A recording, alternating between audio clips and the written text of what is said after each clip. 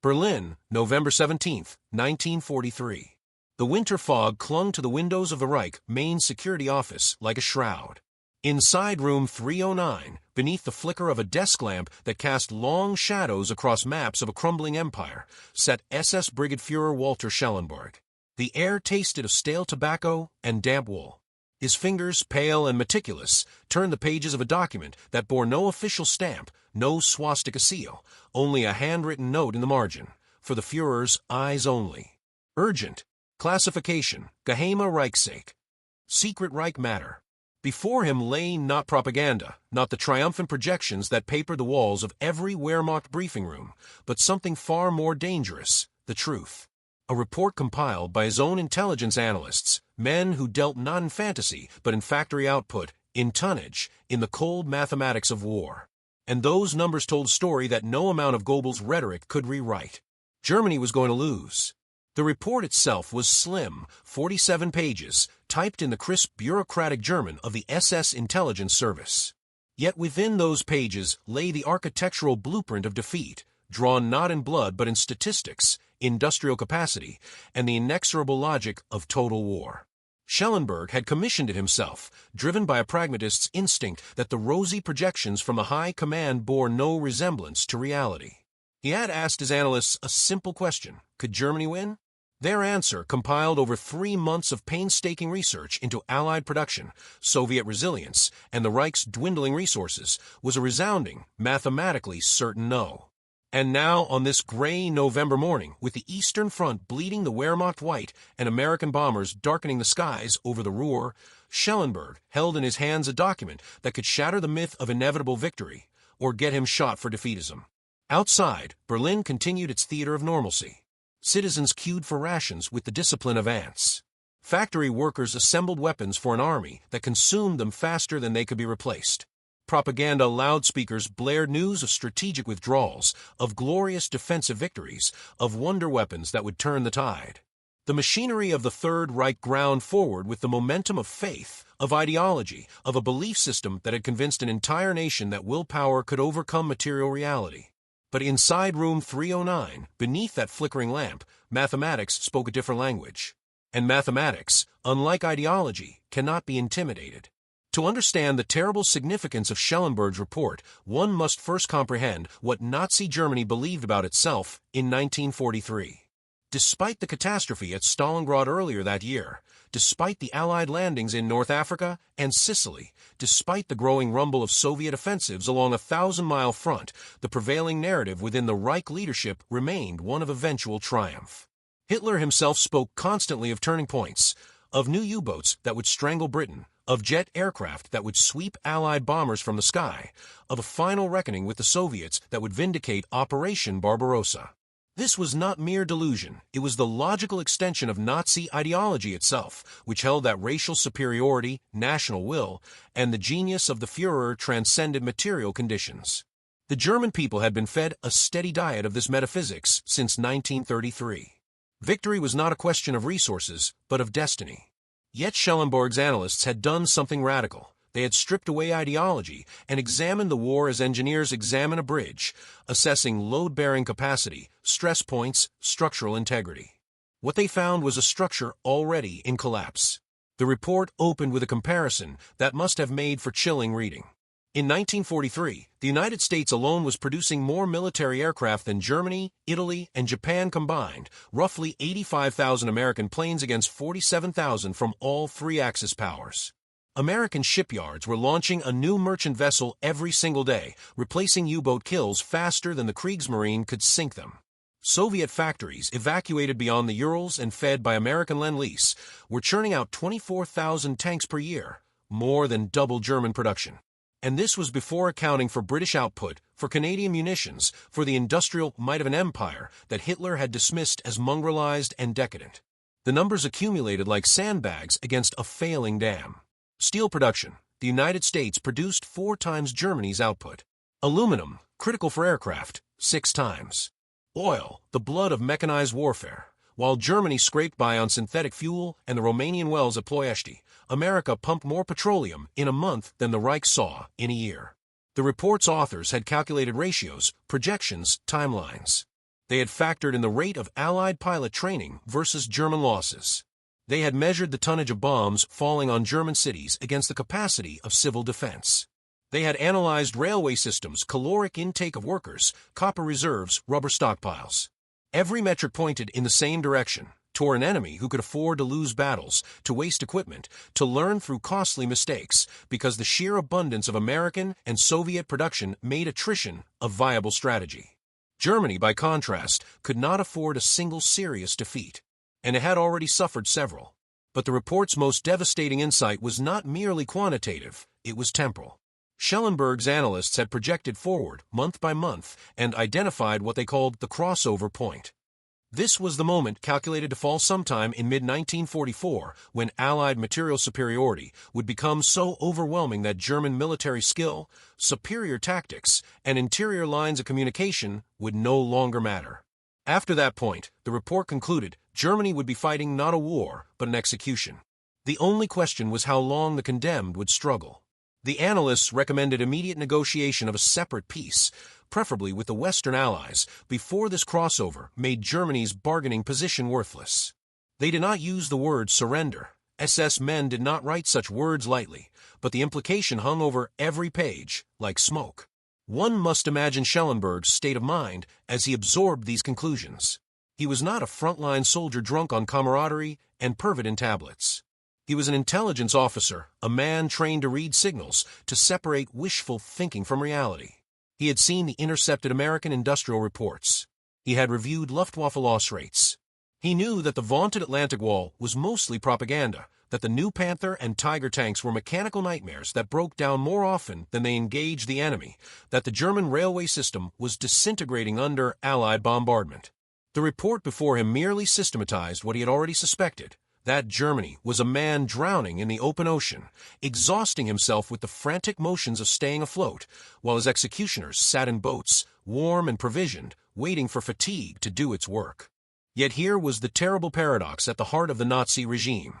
The very totalitarian system that had mobilized Germany so efficiently for war had also created an environment where truth became treason. To acknowledge material inferiority was to question racial ideology. To suggest negotiated peace was to betray the Führer's vision of total victory or apocalyptic destruction. The regime had built a worldview that could not accommodate failure without collapsing entirely. And so the truth, when it appeared in documents like Schellenberg's report, became not a tool for policy, but a dangerous secret to be suppressed. Schellenberg did submit the report, but not directly to Hitler. The SS officer was too skilled a bureaucrat for that. He first showed it to Heinrich Himmler, Reichsführer SS, in a private meeting at Himmler's field headquarters. One can picture that conversation, two men speaking in euphemisms, dancing around conclusions too explosive to state plainly. Himmler, who fancied himself a realist beneath his occult pretensions, read the document with his characteristic blank expression. His response, according to Schellenberg's post-war testimony, was telling. The Führer's faith is unshakable. We must consider whether this information, however accurate, serves the Reich's fighting spirit. Translation: the truth was correct but inconvenient. Himmler promised to raise the matter with Hitler at an appropriate time. That time never came. The report was filed away, stamped with a classification that ensured only a handful of men would ever see it. And the war ground on.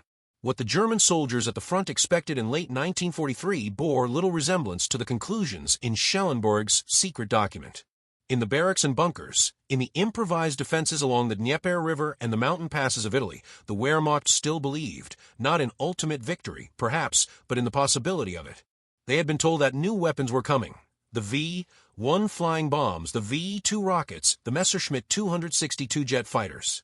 They had been promised that these Wunderwaffen would shatter Allied morale, that the coalition against Germany was fragile and would crack under pressure.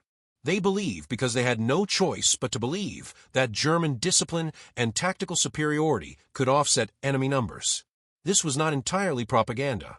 German soldiers in 1943 were still among the best trained in the world. Their officers still taught encirclement and maneuver warfare, while Allied commanders were learning those lessons the hard way. But what they did not understand, what Schellenberg's report made brutally clear, was that skill becomes irrelevant when the enemy can afford to make 100 mistakes for every one you make. The The reality these soldiers encountered was the grinding arithmetic of industrial warfare. A Panzer commander might knock out 5 Sherman tanks in a single engagement and watch 10 more appear the next day. A Luftwaffe pilot might shoot down 3 American bombers and see 50 more in the formation that night. An infantry battalion might execute a perfect defensive action, inflicting 3-to-1 casualties, and then be overrun by fresh enemy divisions while their own replacements never arrived. What had worked in 1940 in the dash across France, in the blitzkrieg conquests of an era when Germany enjoyed brief material superiority and complete strategic surprise, no longer applied. By 1943, the Wehrmacht was learning what every military historian knows, but every soldier must discover anew, that courage and skill are finite resources, but factories run 24 hours a day. The report had identified the key symbolic difference between the German war effort and the American one, though Schellenberg's analysts had expressed it in dry, economic language. They noted that American production was characterized by redundancy and excess capacity, factories built to produce far more than current needs, supply chains with multiple backup sources, weapons designed for mass production rather than perfectionism. A Sherman tank was inferior to a Tiger in a one-on-one duel, but America could build 5 Shermans for every Tiger, and the Sherman rarely broke down. An American soldier carried canned rations that German troops would have considered luxuries. American field hospitals had penicillin, blood plasma, and surgical equipment that made survival rates incomparably higher. These were not accidents. They were the products of an industrial democracy that viewed abundance not as waste but as insurance, that built systems with failure margins and backup plans. Germany, by contrast, had organized its economy around the principle of efficient scarcity. Resources were carefully allocated, production optimized, every kilogram of steel assigned a purpose. This worked brilliantly when things went according to plan. But war never goes according to plan. When a Tiger tank's transmission failed, which happened constantly, there were no spare parts. When a Luftwaffe squadron was wiped out, there was no pool of reserve pilots. When a railway junction was bombed, there was no alternate route with sufficient capacity. The German military machine was a precision instrument, and precision instruments shatter when struck. The American military was a blunt object, and blunt objects can absorb enormous punishment and keep functioning. Schellenberg's report contained one detail that encapsulated this difference with uncomfortable clarity. In analyzing captured American military correspondence, his intelligence officers had noted letters from GIs complaining about the food. Not the lack of food, the monotony of having the same rations too often. German intelligence analysts, many of whom were subsisting on ersatz coffee and black bread, read these complaints with bewilderment. One marginalia note in the report, preserved in the archives, reads simply, "Enemy soldiers complain of abundance. This should concern us." It did concern them, or should have, because embedded in that complaint was a truth about societal capacity. A nation whose soldiers grumbled about having too much was a nation that could sustain war indefinitely. A nation whose civilians queued for turnips was approaching its breaking point. But how does one convey such truths to a leadership that has built its legitimacy on denying them? Hitler's worldview was fundamentally incompatible with Schellenberg's mathematics. The Führer had constructed an entire philosophy around the primacy of will, the decisive role of the exceptional individual, the power of faith to reshape reality. He had invaded the Soviet Union believing that racial superiority would overcome numerical inferiority, that Slavic subhumans would collapse under the assault of Aryan supermen. When that failed to happen, when Soviet resistance proved tenacious and their production prodigious, Hitler blamed sabotage, treason, weakness, anything but the fundamental error of his worldview. To present him with a report stating that Germany would lose for purely material reasons was to challenge the ideological foundation of the regime. It was to suggest that Marxist historical materialism had been right all along, that modes of production determined outcomes more than racial purity or willpower. For a Nazi, this was not just defeatism, it was heresy. And so the report remained secret. Himmler may have glanced at it. Ribbentrop, the foreign minister, possibly saw a summary. But Hitler never read it, or if he did, he dismissed it as the work of small minds who lacked faith in Germany's destiny. Instead, the Führer doubled down on belief over analysis. He sacked generals who spoke of retreat. He diverted resources to vengeance, weapons that would terrorize London, but do nothing to stop Soviet tank armies. He ordered the defense of every inch of conquered territory, forbidding the strategic withdrawals that might have preserved strength for decisive battles. And all the while, the crossover point identified in Schellenberg's report crept closer. By the time the Allies landed in Normandy on June 6, 1944, almost exactly when the report had predicted German defensive capacity would become critical, the opportunity for any negotiated peace had evaporated. The intelligence analysts had been prophetic. The Wehrmacht in the West, starved of reserves and air cover, was ground down in weeks. In the East, Operation Bagration obliterated Army Group Center, the largest single German defeat of the war. The industrial superiority that Schellenberg's report had quantified now expressed itself in overwhelming force. 1,000 bomber raids, unlimited artillery barrages, tank armies with replacements waiting behind them. The precision German military machine shattered against the blunt reality of American and Soviet abundance. Skills still mattered. German tactical excellence inflicted disproportionate casualties until the very end, but mattered the way a drowning man's swimming technique matters. It prolonged the struggle. It did not change the outcome. The symbolic object that runs through this story, the thread connecting analysis to outcome, is paper itself. The report that Schellenberg compiled was paper. The intelligence files that documented Allied production were paper. The maps on which German officers marked their shrinking territories were paper. And paper, ultimately, was what the Nazi regime's promises had become: worthless currency, propaganda that could not be exchanged for bread or bullets. But Allied paper was different.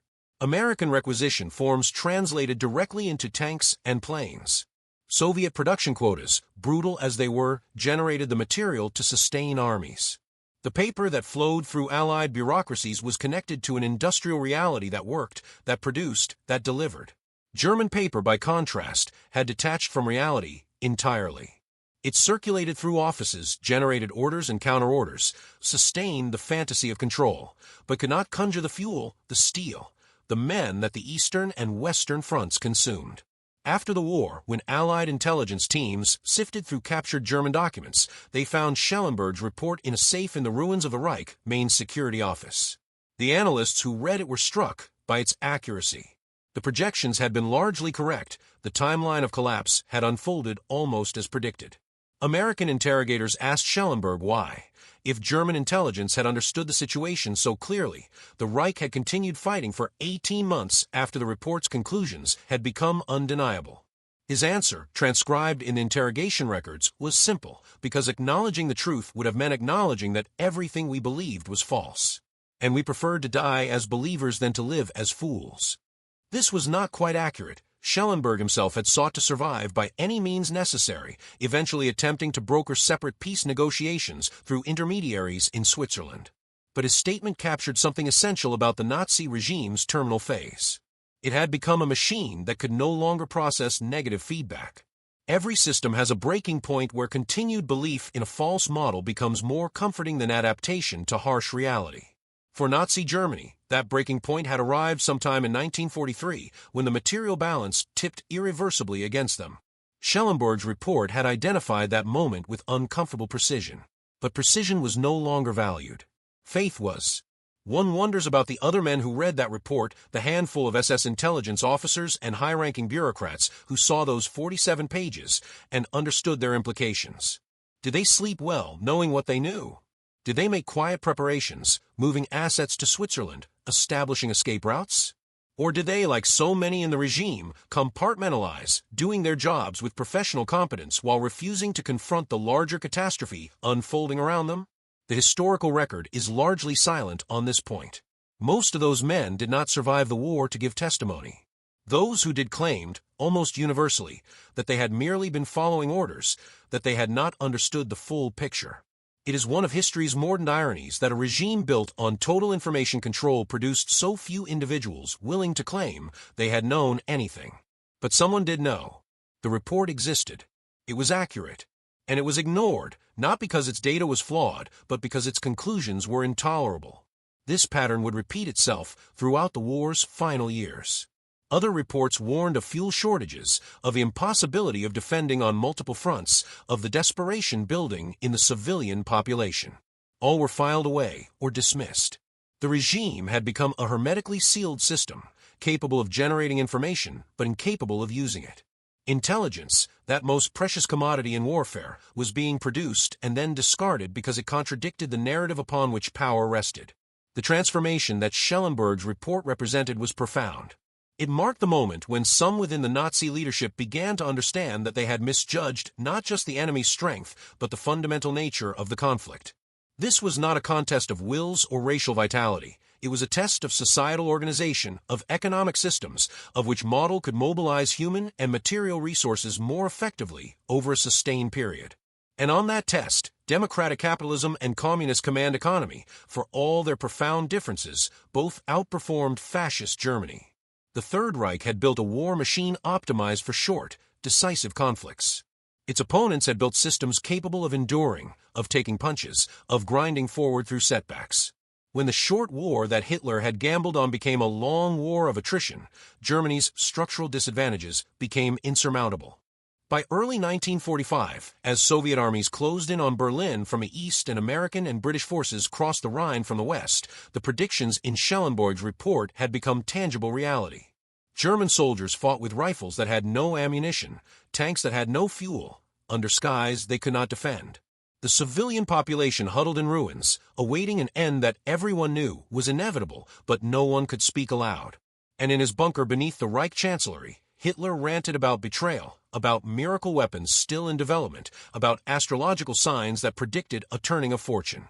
He was still living in the world of willpower and destiny, still believing that reality could be commanded like a division.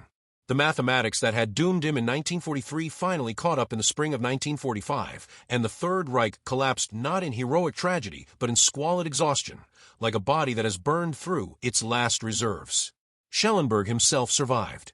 He was captured by the Allies, testified at Nuremberg, spent a few years in prison, and died in 1952, relatively unpunished by the standards of SS officers, largely because his intelligence work made him useful. In his memoirs, written during those final years, he reflected on the report and its fate. "We knew," he wrote, "but knowing changed nothing. A system built on lies cannot suddenly pivot to truth without destroying itself. And so we chose to destroy ourselves slowly, through defeat, rather than quickly, through acknowledgement." There is something almost philosophical in this observation, a recognition that regimes, like individuals, can become so invested in a false narrative that the narrative's collapse means their collapse. Nazi Germany could not survive the admission that its ideology was wrong, and so it chose to die believing it was right.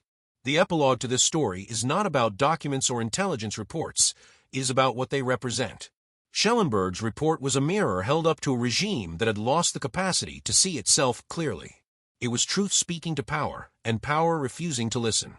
And in that refusal lies a lesson that transcends the specific circumstances of Nazi Germany in 1943.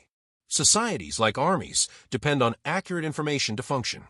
When ideology becomes more important than reality, when leaders prefer comforting lies to uncomfortable truths, the result is not just poor policy, but eventual catastrophe. The mathematics of war are unforgiving. Production capacity, logistics, resource availability, these are not matters of opinion or will. They are objective constraints, and no amount of propaganda can make them otherwise. The report predicted Nazi defeat not through pessimism or defeatism, but through clear-eyed analysis of material conditions. It was right because it asked the right questions, not what we wish to be true, but what is demonstrably the case.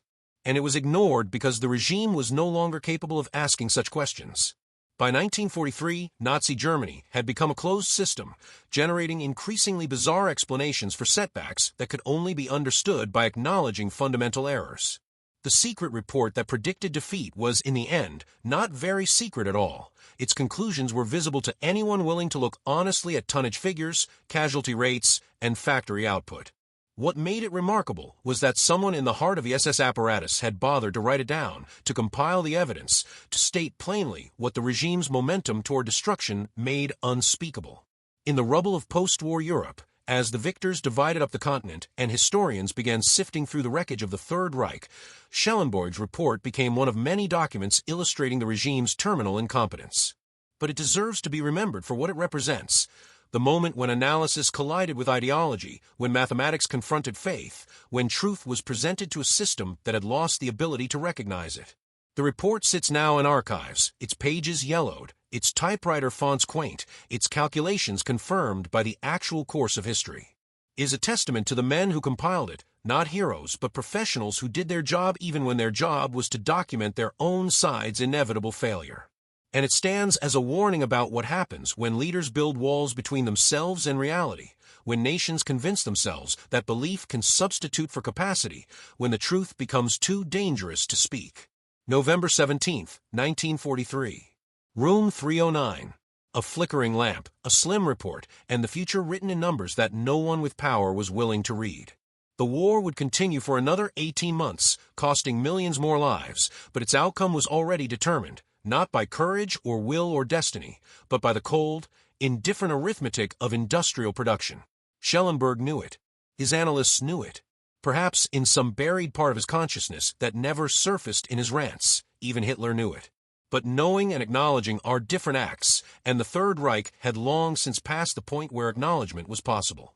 And so the machine ground forward, consuming lives and treasure in service of a conclusion that a 47-page report had already written, until the mathematics of material reality finally imposed itself upon the fantasies of racial destiny, and the Reich that was supposed to last 1,000 years collapsed in 12.